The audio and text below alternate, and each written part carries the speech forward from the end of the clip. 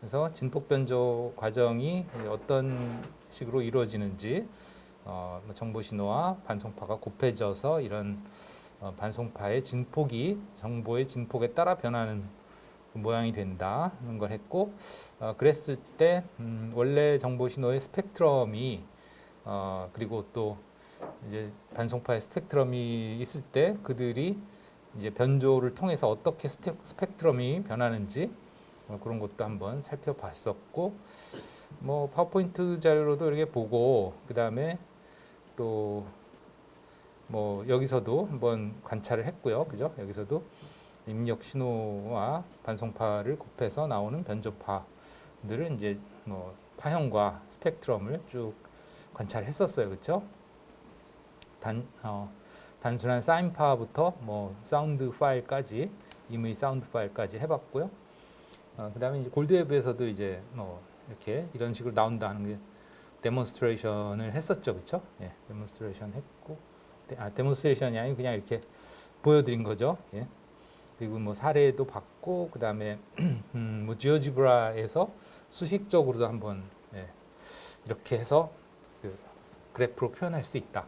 물론 여러분들이 뭐 수식을 거기에 나온 걸 보지는 않았겠지만 이런 식으로 이제 파형이 변하는 것, 또 스펙트럼이 이렇게 변하는 것, 이런 것들을 봤었고, 그 다음에 이제 복조 과정도 봤죠. 그래서 복조의 핵심은 결국은 변조할 때의 반송파와 동일한 반송파를 곱해서 그래서 원래의 파형을 다시 복구할 수 있다. 이 과정에서 우리가 얘기했던 그 식이 코사인의 고배 공식 얘기를 했었죠, 그죠? 그래서 고배 공식을 가지고 변조 과정에서의 스펙트럼이 어떻게 이동을 하는지, 그 다음에 복조 과정에서도 또 고배 공식으로 또 어떻게 스펙트럼이 이동하는지, 그리고 그 스펙트럼 중에서 실제 우리가 원하는 정보 신호만 끄집어내기 위해서 어떤 처리를 해야 되는지, 뭐 로패스 필터링 같은 처리를 해야 된다, 뭐 그런 얘기도 했었고, 뭐 그런 사례도 이렇게 들여다봤는데, 그러면 이것을 뭐 여기서도 이렇게 해볼 수 있었지만 골드웨이브에서 한번 해보면 어떨까 싶어서, 예, 또 골드웨이브로 한번 데모를 보이고 여러분들이 또 집에 가서 해보는 걸로 그렇게 하겠습니다. 그래서 이제 흐름을 보시면 여기에 나와 있는 것과 같죠. 그래서 일단 변조 과정은 다음과 같은 흐름으로 진행이 된다는 거죠. 그래서 내가 변조하고 싶은 메시지가 있으면 정보 신호죠. 그 정보 신호의 주파수 대역이 이제 임의로 넓게 퍼질 수가 있으니까 그것을 보내고자 하는 채널에 맞도록 어느 정도 대역을 이제 제한을 해야 되죠. 그러기 위해서는 이제 원래 정보가 갔던 신호의 주파수 대역을 어느 정도 제한을 할 필요가 있다. 하는 거죠. 그 다음에 이 DC 레벨에 대해서는 따로 나중에 설명할게요. 이거는 이제 진폭 변조 중에도 좀 특별한 진폭 변조이고요. 여기에서 지금 AM, DSB, SC 진폭 변조 이렇게 두 가지를 설명했는데 여기에 이제 DC 레벨이라는 부분이 추가가 되면 이 중에서 이 AM 부분으로 되고요. 지금 우리가 하려고 하는 거는 DSB, SC라고 하는 진폭 변조입니다. 두 가지인데 여기서는 지금은 DSB, SC를 중심으로 설명을 할게요. 이게 뭔지도 설명을 할게요. 어쨌든 그래서 정보 신호를 필터링을 해서 그냥 이건 없다고 치고 반송파를 곱해주면 변조가 된다 하는 거죠. 네, 그러면 이제 그것을 골드웨이브에서 어떻게 할 것이냐 하는 것도 그렇게 뭐 이제 데모로 해보겠습니다. 자, 그러면 이제 골드웨이브에서 내가 실제 변조하고 싶은 파형을 하나, 즉 뭐 정보 신호죠. 정보 신호의 파형을 가져와 볼게요. 뭐 매번 가져오는 파일이 똑같긴 합니다. 가져옵니다. 이 파일은 이것도 10초짜리고요. 뭐 들어보시면 익숙합니다. 이제 들어보시죠. 그죠? 매번 듣던 기타 소리입니다. 이고요. 여기에 보시면 스펙트럼이 이와 같이 지금 돼 있는데요. 이것도 좀 돋보기로 볼까요? 이게 글씨들이 잘 안 보이죠? 자라서 이렇게 보면 이제 뭐 파형은 막 이제 기타 소리에 따라서 음의 음의 압이 변하는 그 모양이라고 그랬고요. 시간에 따라서 변하는 거고. 그 다음에 이제 이쪽이 스펙트럼이죠, 그죠? 스펙트럼도 물론 시간에 따라서 이게 이제 높은 소리가 나올 때, 낮은 소리가 나올 때 스펙트럼이 좀 다르긴 하겠지만 어쨌든 대략 지금 한 20kHz까지 나오는데 뭐 20kHz 조금 더 나오기도 하고 그래요. 스펙트럼 주파수가 뭐 레벨은 뭐 주파수에 따라서 이렇게 레벨이 여러 가지 다양한 레벨이 나오고 있고요. 예, 그렇습니다. 이런 파형이에요. 예, 익숙하죠, 그죠? 파형이 아니고 이제 이런 파형에 대한 스펙트럼이죠. 이게 이제 정보 신호고 그러면 어떻게 되냐? 이 정보 신호 파일과 그 다음에 반송파 파일을 만들어서 곱해야죠, 그죠? 그래서 반송파는 만들어 보겠습니다.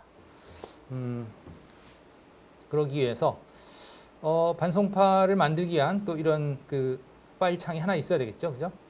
그래서 그거는 뭐 에디트 해서 카피 그래서 그냥 복사를 해서 에디트 페이스트 뉴 하면 그냥 똑같은 걸 하나 또 만들어줘요.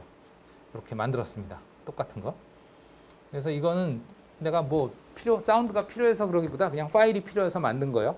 물론 뭐 파일 뉴 버튼 눌러서 만들 수도 있어요. 이렇게 해서 새 거 만들 수도 있죠. 근데 그냥 똑같은 속성을 유지하기 위해서 그냥 이렇게 만들었습니다. 그러니까 복제한 거죠. 복제. 그럼 여기다가 이제 그 반송파를 덮어 씌울게요.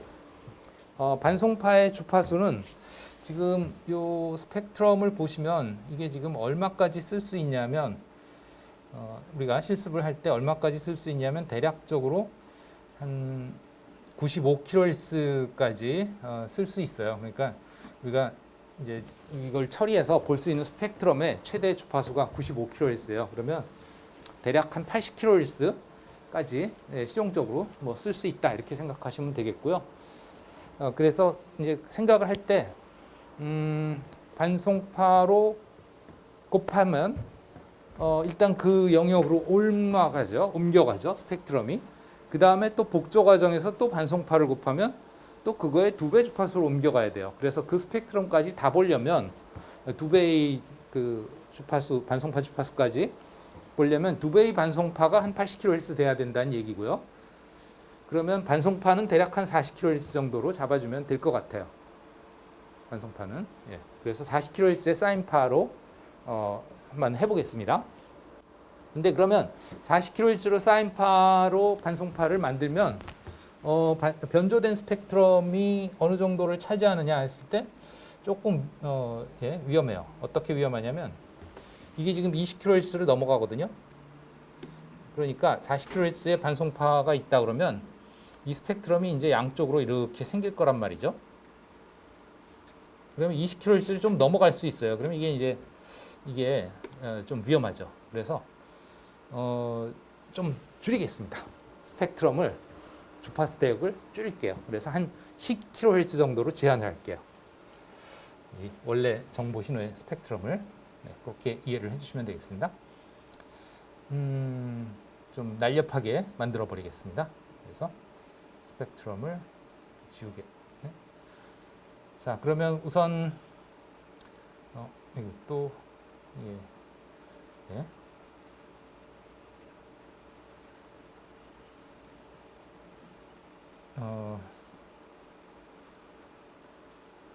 일단 그 사운드 파일 이것을 20kHz로 제한을 하는데 이제 이펙트 필터 메뉴를 가지고 할 수 있죠.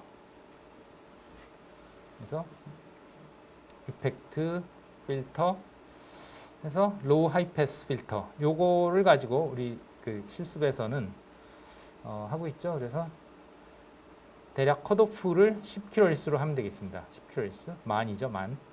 여기다 그냥 써주면 되죠. 만 1, 하나, 둘, 셋, 넷 하면 10kHz.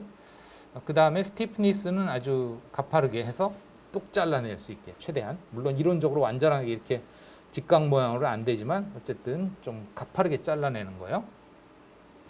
자, 이렇게 해서 할 수도 있고요. 이 실습은 전체 주파수가 100kHz 이내이기 때문에 전체 주파수가 100kHz 이내인 그 파일을 처리하는 데 있어서 조금 더 시각적으로 직관적인 필터가 있어요. 이 필터는 우리가 샘플링 할 때 뭐 400kHz까지도 이렇게 컨트롤 할 수 있었는데 지금 보여드리는 또 새로운 필터는 그거는 400kHz까지 안 되고 100kHz까지만 핸들링이 가능해서 지금 이거는 100kHz까지 밖에 안 되고 96kHz 정도밖에 없었죠. 최대가 스펙트럼이 여기에 보시면 잘 안 보이는데 약 이렇게 줄여서 보시면 대략 한 95kHz 정도까지밖에 없단 말이에요. 그래서 이 정도는 요 내가 지금 소개하려고 하는 필터도 쓰는데 나쁘지 않아요. 직관적으로 볼 수가 있기 때문에 어떤 거냐면 여기에 필터 메뉴 중에 스펙트럼 필터라는 게 있습니다. 맨 밑에 스펙트럼 필터를 보시면 이것도 제가 잘 안 보이니까 이렇게 해서 보여드리는 게 낫겠죠. 여기 그래서 이펙트 필터 그래서 스펙트럼 필터 이 스펙트럼 필터는 이 스펙트럼을 보면서 잘라내는 거예요. 마치 우리 그 어디냐 여기서 이 입력 로우 패스 필터를 여기서 이렇게 볼 수 있었던 것과 비슷해요. 여기 컷오프 해가지고 요걸 컷오프 시키면 스펙트럼이 확대가 돼서 안 보이나? 네. 여기서 여기 요 잘라내는 게 보이는 것과 같죠. 여기 점선이 컷오프하는 주파수를 나타내죠. 여기 컷오프 주파수를 여기서 어디 갔냐? 컷오프 주파수 여기 있구나. 컷오프 주파수를 이렇게 옮기면 여기 보세요. 보이나요? 점선 움직이는 거? 네? 어디까지 스펙트럼을 통과시키고 어디서부터 자를 거냐 하는 그게 주파수가 보이죠. 이게 지금은 뭐 사인파니까 별 의미가 없지만 사인파가 아니고 방금 아까 봤던 그런 사운드 파일이라면 스펙트럼이 잘리는 게 잘 보일 겁니다. 네, 파일을 한번 이게 아니다.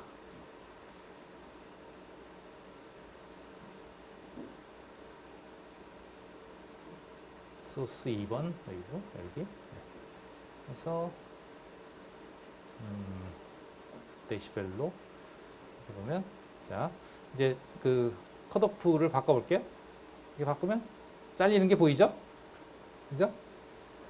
컷오프 주파수를 낮추면 이제 아주 그 뭐랄까 낮은 주파수만 남고 컷오프 주파수를 높이면 높은 주파수까지 남아 있죠.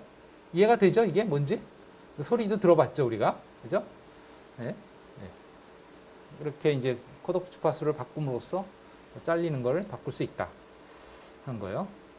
아까 그 로우 패스 필터에서 컷오프 주파수를 만으로 했잖아요, 그죠? 만 10kHz. 예.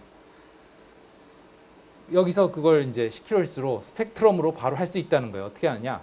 요 흰 선이 흰 선이 아니에요. 노란 선이 그 필터의 특성입니다. 노란 선이 보이나요? 그래서 여기에 스펙트럼 필터에 보면 지금 노란 선이 필터의 특성인데 아까 그 웹에서 보면 이렇게 가다가 이렇게 뚝 떨어졌죠, 그죠? 뚝 떨어져서 거기서부터 잘랐잖아요. 지금은 어떻다는 거예요? 자르는 게 없다는 거예요, 그죠? 지금 현재는 안 자르고 그냥 쭉 유지시킨다, 모든 주파수까지. 그게 0dB입니다. 0dB. 0dB라는 게 사실은 1이에요. 1에 해당합니다. 그러니까 그대로 원래 있는 그대로 통과시킨다는 거예요. 1이라는 건. 곱하기 1 하면 그냥 그대로죠. 모든 주파수가 원래 있는 대로 통과시키는 그런 상황이다, 지금은. 근데 이제 여기서 그러면 필터를 어떻게 하냐? 마우스를 가지고 이 선을 가공을 할 수도 있고 아니면 여기서 그 주파수를 여기서 입력을 할 수도 있어요. 입력을 할 수 있나? 따로 없군요. 여기서 마우스를 가지고 이 선을 이렇게 끌어내립니다. 끌어내리고요. 10kHz에서 자르고 싶으면 여기 10kHz로 이렇게 가져가면 돼요.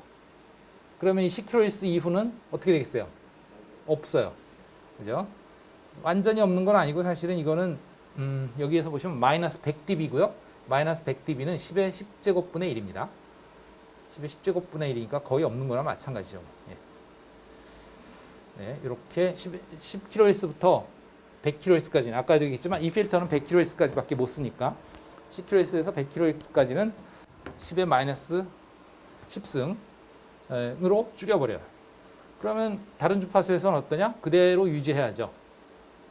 0dB 해서 원래대로 쭉 유지해야죠. 그래서 여기에 보면 여기 dB 값을 0으로 해주시면 그냥 유지된다는 소리예요. 1로.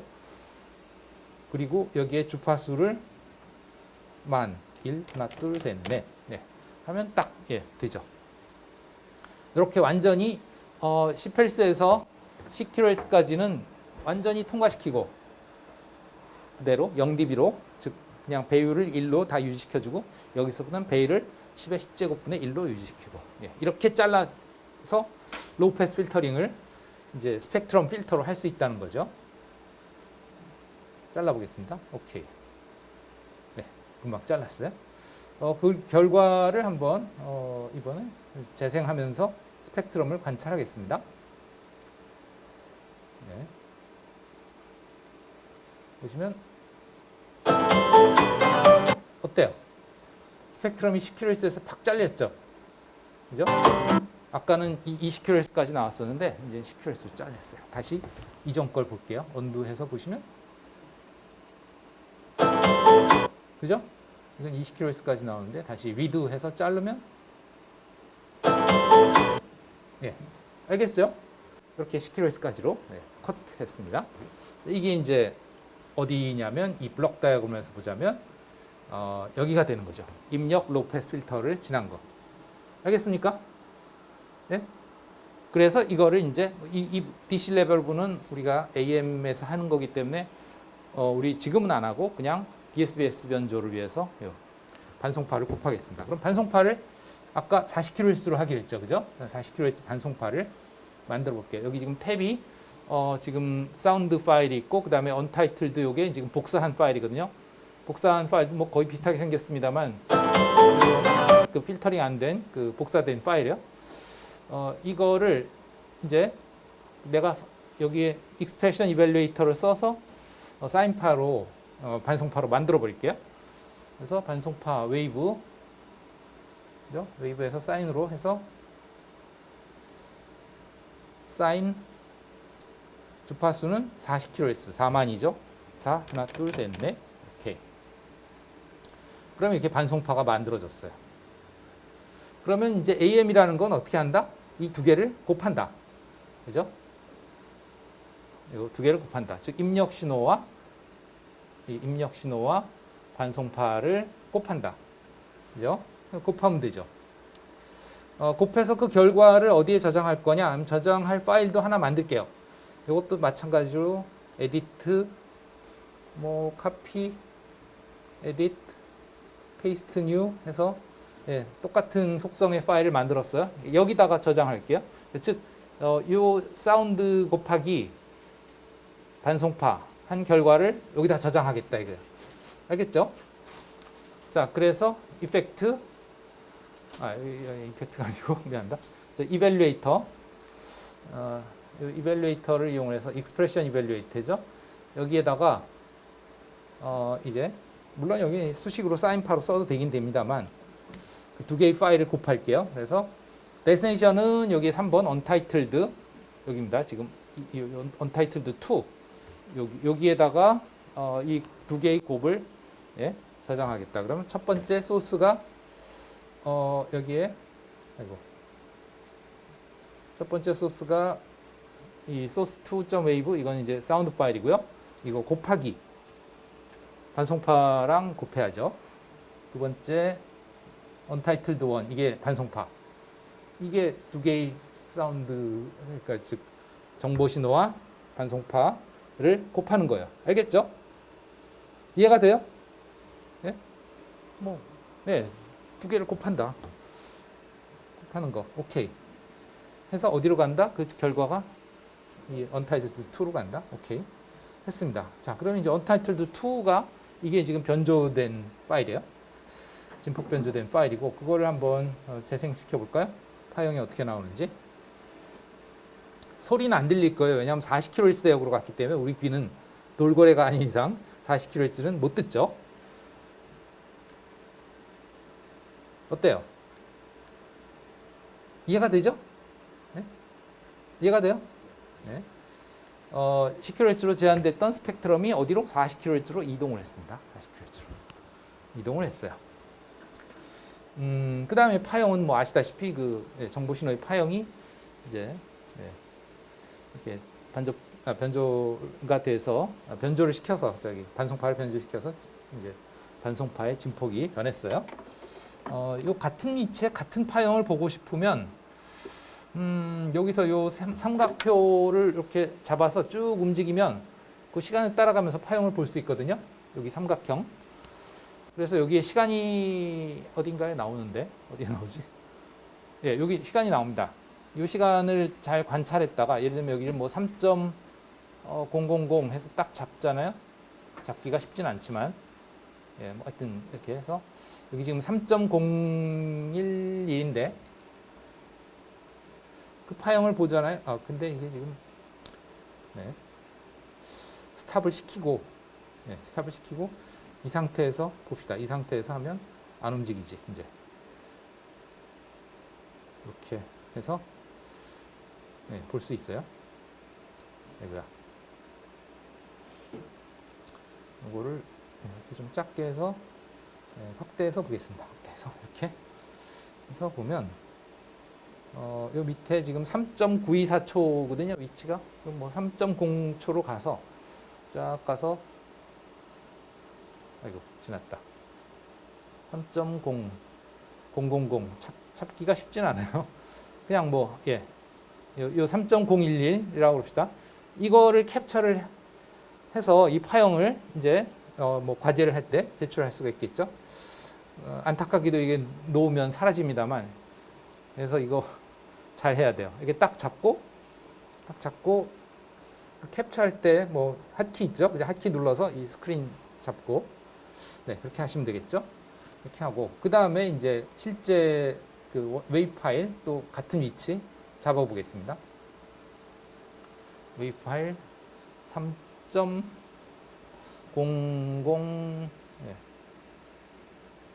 여기에요. 그러니까 아까 그 파일과 진폭의 변화가 똑같다는 걸 알 수 있을 거예요. 스펙트럼도 똑같은 모양인데 이동만 했다는 걸 알 수 있을 거예요.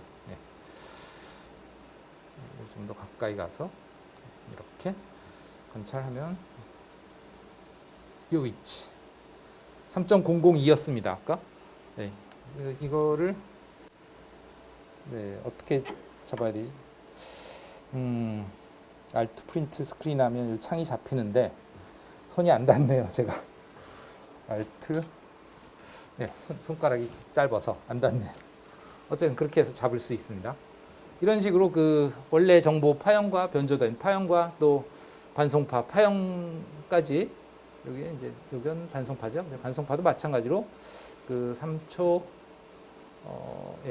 여기에서 이렇게 3.002였어요. 아까 거기 잡아가지고 딱 잡아서 비교해 볼 수 있다는 거죠. 그 시점에서의 정보 신호와 반송파와 변조된 파형 세 가지를 이제 볼 수 있죠. 어쨌든 그렇게 해서 이제 관찰한 결과 변조된 신호의 파형과 스펙트럼은 이와 같다 하는 거고요. 이것을 그러면 이제 복조를 하려면 어떻게 한다고요? 다시 한번 반송파를 곱해준다 이거죠. 일단 그러면 이제 또 하나의 파일을 하나 만들게요. 에디트 카피 해서 에디트 다시 페이스트 뉴 해서 새로 만들었고요. 여기다가 이제 곱한 걸 저장할게요. 그러면 이제는 뭘 곱해야 되냐? 요 반송파하고 그 다음에 변조된 파형을 곱해서 여기다가 저장하면 됩니다. 알겠죠? 그래서 expression evaluator 써서 이번에는 저장은 untitled 3 여기 새로 만든 여기다 저장하면 되고 소스는 untitled 1하고 untitled 2가 되겠습니다. untitled 1 곱하기 untitled 2 즉 반송파와 변조된 파형.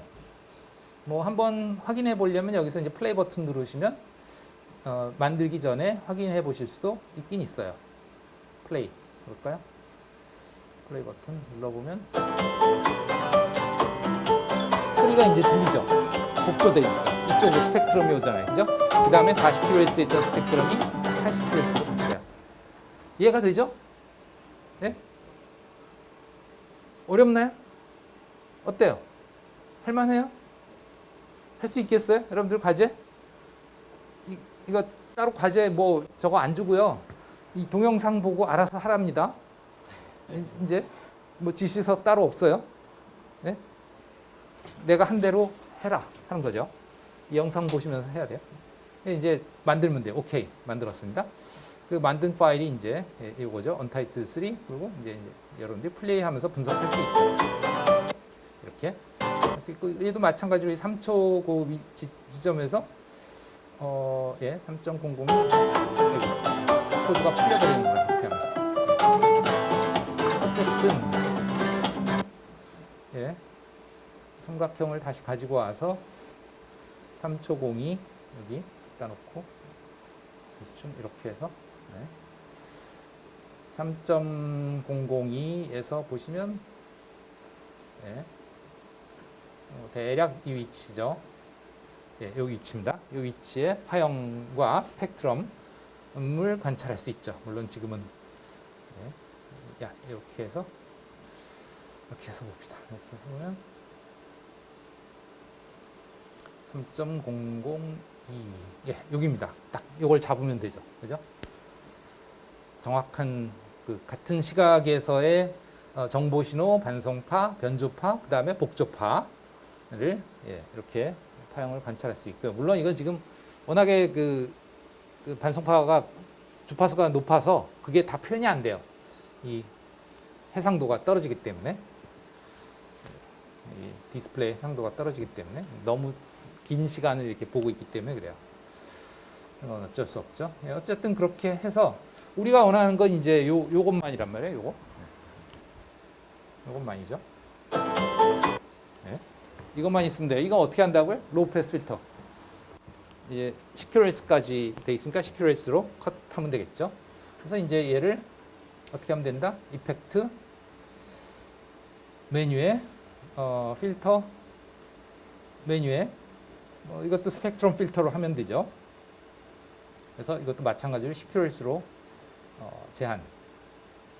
여기에 보면 이제 보이죠? 스펙트럼이 이게 이제 복조할 거고 이건 80kHz가 있는 2배 반송파로 이동한 그거죠. 그래서 이렇게 하고 하면 이제 10kHz에서 잘리겠죠? 0dB. 그래서 오케이. 그래서 플레이 해보면 이제 높은 주파수 없이 정확하게 이제 정보 신호만 남았습니다. 이게 복조 과정이라는 거예요. 질문 있나요? 없나요? 그러면 자 이제 한번 파형을 잘 관찰해 보겠습니다. 대충 3초 위치에 갖다 놓고 아까 거기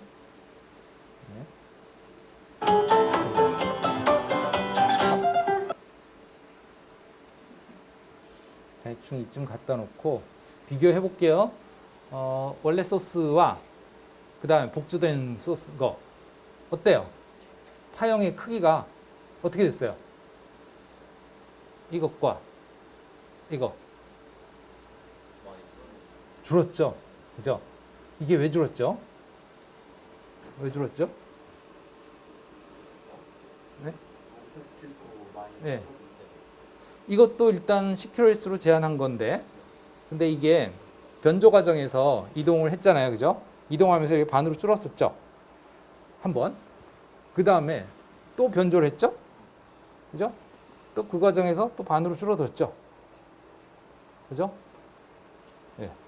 그리고 이쪽 거는 날리고. 그러니까 남은 건 얼마 안 남은 거예요. 전체 에너지가. 그래서 줄어들었습니다. 예. 그러한 점이 있다. 그러니까 뭐 파형은 거의 뭐 비슷하게 나오겠지만 소리는 전체적으로 줄어든다 하는 거죠. 질문 있나요 혹시? 여기까지 그 변조 과정 해봤는데. 한번 두 개 비교해서 들려주실 수 예, 가능하죠.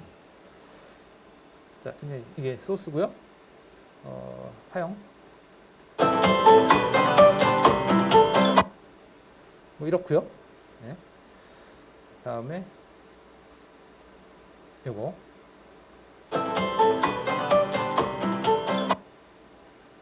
똑같은데 못 잡았는데 어쨌든 소리가 작아졌죠. 네. 네, 그 정확한 위치에 파형 잡아보면 아마 파형은 비슷하게 나오는데 레벨이 확실히 작아져 있을 거예요. 이렇게 해볼 수 있다. 변복조를 해봤고요. 그 다음에 이 과정에 그 중요한 점이 있는데 여기에 보시면 이거 아니다. 다른 파워포인트 자료가 이제 변복조 과정에서 아주 키로 핵심적으로 또 뭔가 그 고려해야 될 사항이 있습니다. 그게 뭐냐면 여기에 나와 있는데 복조 과정에서 변복조 시의 고려사항 여기서 자 전에도 설명을 했습니다만 그 반송파 그러니까 반송파랑 정보 신호를 곱하면 그 반송파의 성분이 스펙트럼이 남아 있다 없다? 네? 그러니까 예를 들어서 40kHz짜리 반송파의 그 진폭을 정보 신호의 진폭으로 변화시키면 그러면 그 반송파의 주파수 성분이 남아 있다 없다? 예? 없다. 그죠? 없다 그랬어요. 어디로 이동한다? 그 정보 신호의 주파수로 이동을 해버린다 그랬죠? 그 반송파로부터 예를 들면 반송파가 40kHz고 정보 신호가 5kHz면 그 변조를 시키면 이 40kHz에서 플러스 마이너스 5kHz 이동한 곳으로 가버린다 그랬어요. 그죠?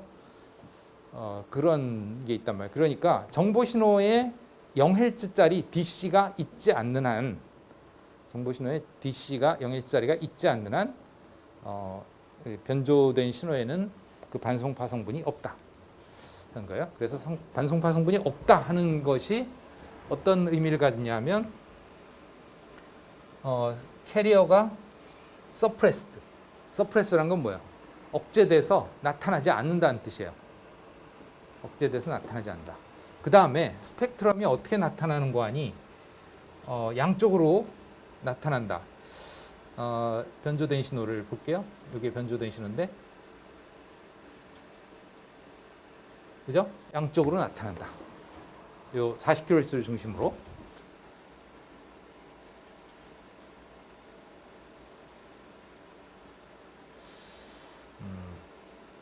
좀 확 느려서 볼게요.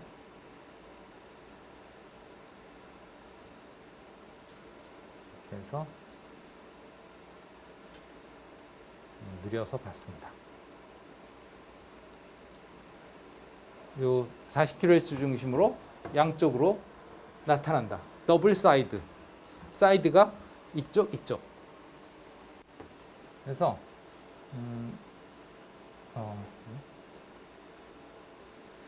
이 두 쪽이다. 그래서 더블 사이드입니다.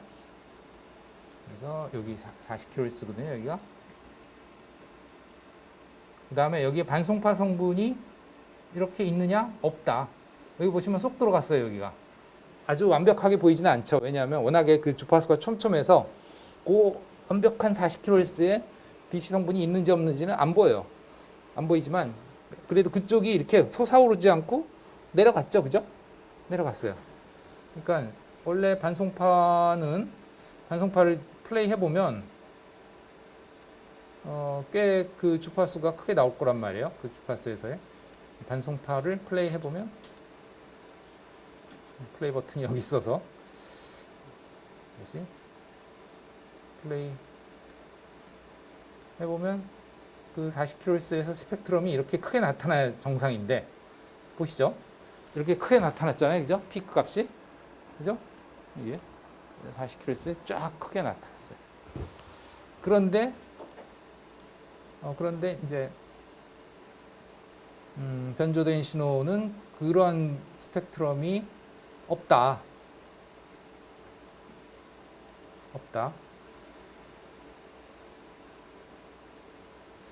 없다는 거죠. 야, 아이고. 스페이스를 누르면 포즈가 되는 게 아니고 그냥 꺼져 버리는구나. 다시. 네. 없다. 쏙 들어간다. 그런 거죠. 여기 보면 쏙 들어갔어요. 여기 40kHz에 여기 쏙 들어갔어요. 그래서 양쪽으로 나타나고 캐리어 성분은 억제됐다. 그래서 더블 사이드 밴드 위드 서프레스 캐리어. 그래서 이게 DSB SC예요. 아까 얘기했던 진폭 변조 방식 중에 DSB SC라는 변조 방식이고 이게 더블 사이드 밴드 위드 서프레스 캐리어라는 의미다. 거고 이게 많이 쓰여요. 뭐 실질적으로 그 현대의 대부분의 그 무선 전송을 위한 변조 방식에서 이게 기본입니다. 기본. 이건 지금은 우리가 아날로그 사운드 신호를 변조를 했잖아요. 근데 아날로그 사운드뿐만 아니라 대부분의 정보 신호, 디지털 정보들도 이 방식을 가지고 변조를 해요. 물론 이것을 그냥 단순하게 이용하지 않고 또 많이 변형을 해서 이용을 하긴 합니다만 어쨌든 이 방식을 근간으로 쓰고 있어요. 그 다음에 그러면 DC가 있는 거는 없느냐? 있는 것도 있어요. 있는 거는 어디에서 쓰느냐? 하면 아날로그 AM 라디오 있잖아요. AM 라디오라고 하는 라디오가 있어요. 그게 DC를 일부러 넣어가지고 캐리어가 나타나게 해줍니다. 정보 신호에다 플러스 DC를 실어줘요. 그 다음에 이 변조를 해요. 그렇게 하면 AM이 됩니다. AM, 아날로그 AM. 여기에 나온 이거죠. DC 레벨을 일부러 추가해서 DSB, SC 변조를 하는. 그 다음에 또 과거에 아날로그 TV의 영상 신호를 또 이 방식으로 합니다. 옛날 아날로그 TV는 여러분들이 본 적이 거의 없을 거예요. 이렇게 배불뚝한 그 커다란 브라운관 TV. 그거 본 학생 있어요? 봤어요? 언제 봤어요? 그걸 도대체? 그래. 예. 할아버님 댁에 또 박물관에서 봤습니다. 박물관에서 요즘은 방송을 안 하니까 수신도 못 하죠. 그걸 보려면 지금은 방송으로는 못 보고 아마 그 TV가 있어야 되고 그다음에 VCR이라고 그 비디오 테이프 레코더 그 아날로그 방식의 테이프를 틀어주는 그거를 써야나 볼 수 있을 거예요 아마. 예. 뭐 저기 예전에 과천에 현대미술관이 있잖아요. 국립현대미술관에 가면 그 백남준 씨의 그 미디어 아트가 그 방식으로 그 디스플레이가 돼 있었어요. 요즘도 있는지는 저는 요즘은 안 가봐서 모르겠는데. 저희 집 근처에 백남준 아트센터라고 있는데 네네. 거기 보면 그 TV에 이따만 붙어 있는 거 하나 있습니다. 그래요. 지금 좋아하는 거에서. 거기에서 쓰는 영상 변조 방식이 이 AM 방식을 쓰고 있어요. 또. 근데 음성은 그 TV에서도 음성은 FM이라는 변조 방식을 씁니다. 또 하여튼 어쨌든 가장 많이 쓰는 그 변조 방식이 DSB-SC가 기본 근간이다 이렇게 생각하시면 되겠고요.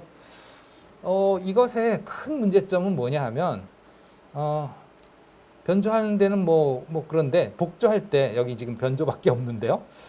복조할 때 아까도 봤지만 이제 이 신호를 어떻게 해야 된다고 그랬냐면 다시 한번 또 반송파를 똑같이 곱해줘야 된다고 그랬죠.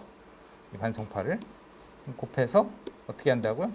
로우 패스 필터링을 한다. 로우 패스 필터는 뭐 말로도 뭐 LPF 이렇게 쓰기도 하지만 이것처럼 기호로도 씁니다. 로우 패스 필터는 보통 뭐 이렇게 그리기도 하고요. 아까 그 필터의 그 특성 모양처럼 이렇게 그리기도 하고 아니면 이렇게 그리기도 합니다. 왜 안 나오지? 응? 펜이 말을 안 듣네. 그래서 이렇게 그려요. 이게 좀 잘 안 되는데 다시 좀 정교하게 그려볼게요. 이렇게 이게 가지는 의미는 요게 뭐냐면 교류라는 뜻이에요. 이렇게 변하는 게 교류를 어떻게 하느냐? 요게 이제 밑에 게 낮은 주파수, 위에 게 높은 주파수. 그래서 높은 주파수를 어떻게 한다? 잘라버린다, 차단한다 그런 뜻이에요. 커트한다. 이게 로우 패스 필터고요. 그럼 하이 패스 필터는 어떻게 되겠냐? 이렇게 되겠죠. 하이 패스 필터는 낮은 주파수를 차단한다. 그 다음에 밴드 패스 필터는 어떻게 되냐? 그래서 이렇게 높은 거 낮은 거 다 차단한다. 이렇게 기호로 표시하기도 하고요. 아니면 또 이렇게 주파수의 그 잘라내는 특성처럼 해서 하이패스 필터를 이렇게 표현하기도 하죠. 낮은 주파수는 잘라내고 높은 주파수는 통과시킨다. 그 다음에 밴드 패스 필터는 이렇게 표시하기도 하죠. 이런 식으로. 그래서 중간은 통과시키고 위아래는 다 잘라낸다. 알겠죠? 이게 이제 밴드 패스, 이게 하이 패스 필터. 이런 거 다 시험에 나올 수 있어요. 네? 그죠? 예. 어쨌든 이렇게 하는 거잖아요. 그죠? 이게 복조잖아요. 요게 이제 요거 빼면 DSBSG, 요거 변조. 그다음에 여기에 복조. 알겠죠? 대략? 그럴 때 가장 문제가 되는 게 뭐냐면 바로 이겁니다. 이거. 자, 우리는 지금 여기서 그냥 반송파 똑같은 걸 그대로 썼어요. 그런데 이거는 어디에 있는 거냐? 송신기에 있는 거고요. 이거는 어디 있는 거냐? 수신기에 있는 거예요. 그잖아요? 그러니까 얘는 송신 측 변조해서 이제 안테나로 이제 전자파 방출하는 거고, 이거는 이제 수신 측에서 안테나로 받은 신호를 가지고 이제 복조를 하는 거란 말이에요. 그러겠죠? 예. 그러니까 송신기와 수신기, 변조, 복조. 자, 그렇다는 얘기는 이론적으로 이 반송파가 여기에 있을 수가 없는 거지. 송신기에 있는 반송파가 어떻게 수신기에 있겠어? 똑같은 게. 불가능하죠. 그러면 송신기에 들어있는 저 반송파 신호와 수신기에 있는 반송파의 신호가 완벽하게 같다는 보장이 없어요. 나는 지금 같은 파일을 가지고 그냥 곱했으니까 완벽하게 똑같지만 진짜 장비에서는 그 팔을 어떻게 만들었냐면 오실레이터라고 하는 그 회로를 이용을 해서 파형을 만들어내는데 주파수도 완벽하게 똑같을 수가 없어요. 그게 예를 들면 여기서 100kHz다. 그럼 이게 똑같이 100kHz, 1Hz도 안 틀리고 만들 수 있냐? 불가능해요. 물론 최대한 같을 수는 있지만 거의 불가능해요. 왜냐하면 그거를 만드는데 회로에 편차들이라든가 그런 것들이 있기 때문에. 그 다음에 타이밍도 완벽하게 사인파를 똑같이 주파수를 만들었다 한들 그게 동시에 0부터 시작해서 딱 나타나지는 않을 거란 말이에요. 어떻게 이쪽에서 그게 이쪽에 그러니까 송신기에서의 0부터 시작하는 그 타이밍을 수신 측에서 그게 0부터라고 딱 알고 하겠어요. 그 두 개의 타이밍이 맞기가 정말 힘들다. 그래서 그런 주파수의 편차라든가 아니면 시간 편차가 꼭 생긴다. 네, 그것 때문에 수신기에서 그 수신 퀄리티가 떨어집니다. 수신 퀄리티가 떨어져요. 네, 그거를 한번 데몬스트레이션을 해볼게요. 그게 여기에 써 있고요. 또 죽었네.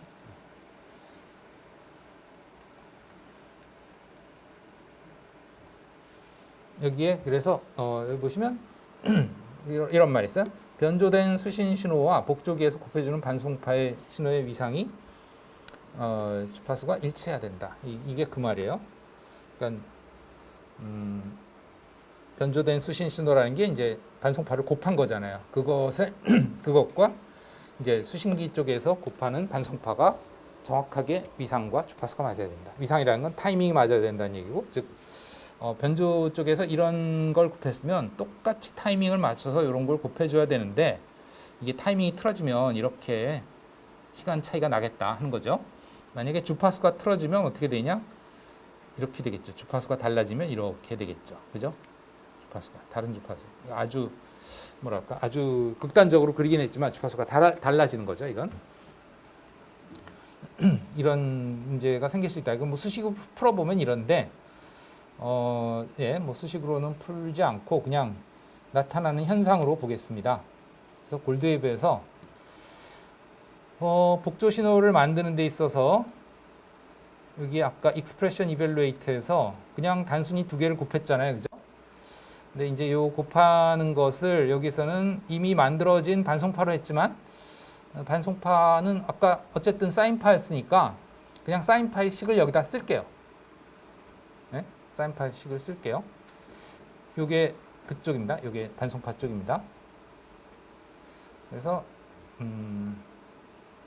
웨이브에서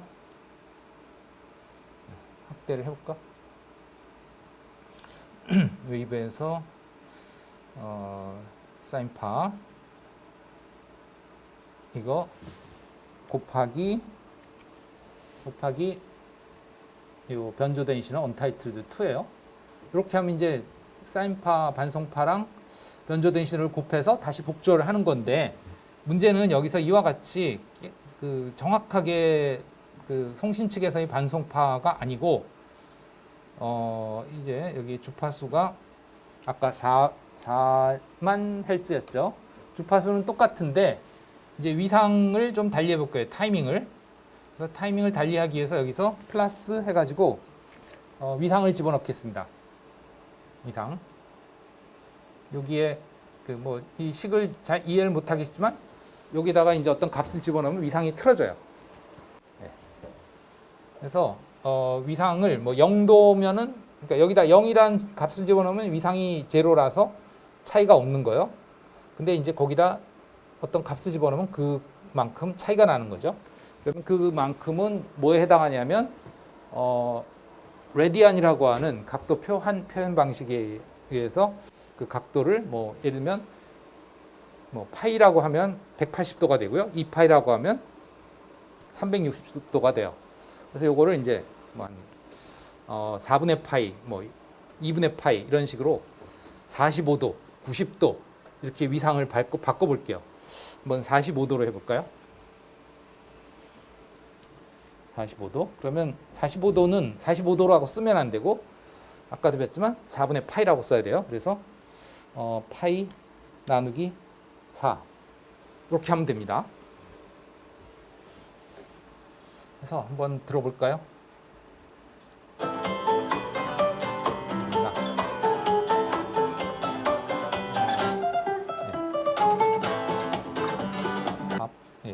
이게 딸려 올라오지는 않네.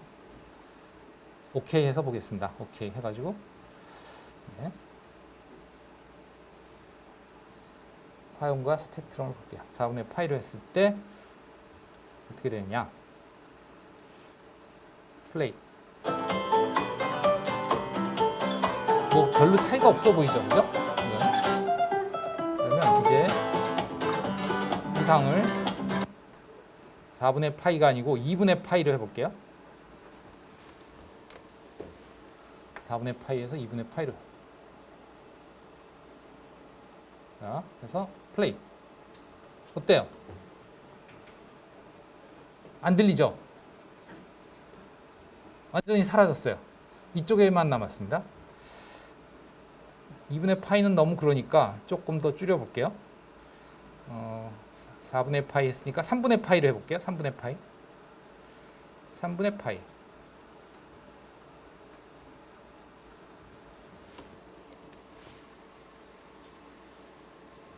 자, 보시면 네. 나타나죠? 그죠?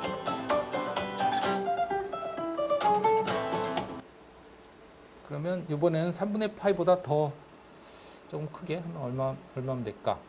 2분의 파이 전에 한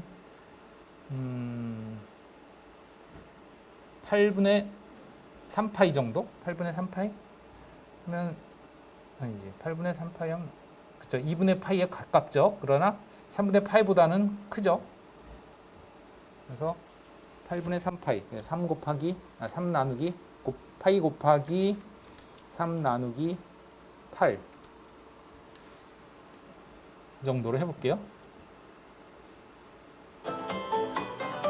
뭐 잘 비교는 안 되지만 더 작아졌습니다. 이게. 그 얘기는 뭐냐면 이게 각도가 90도로 가까이 갈수록 이쪽에 복조된 신호가 점점 줄어들어요. 그만큼.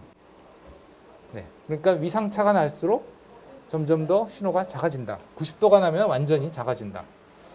이게 다시 익스프레션 이벌리트에서 더 4분의 파이에 가깝게 2분의 파이에 가깝게 해보기 위해서 뭐 한 20분의 9 정도로 할게요.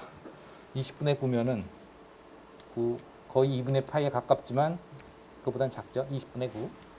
오케이. 네. 플레이. 더 작아졌죠? 그죠? 네, 이만큼. 그래서 90도 2분의 파이가 되면 완전히 이쪽에 사라진다 이거예요. 그래서 그 타이밍만 안 맞아도 소리가 점점 더 작아져서 더 잘 안 들린다. 예. 주파수는 여러분들이 그럼 바로 해볼게요. 여기 주파수는 여기 위상 없애고 그냥 주파수 값만 바꾸면 돼요. 그러니까 4만 헬츠 대신에 여기에 이제 한 4만 5천 헬스 정도로 해보겠습니다. 한 10% 이상 주파수가 틀어진 거죠. 스펙트럼이 이동을 해버리죠, 이건. 왜냐하면 그 주파수가 이동을 하니까. 알겠어요? 이런 식으로 위상이나 주파수가 틀어지면 수신기의 그 수신 퀄리티가 떨어질 수밖에 없다. 예.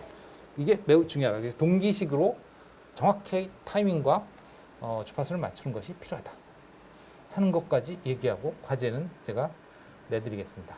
예. 마칩시다.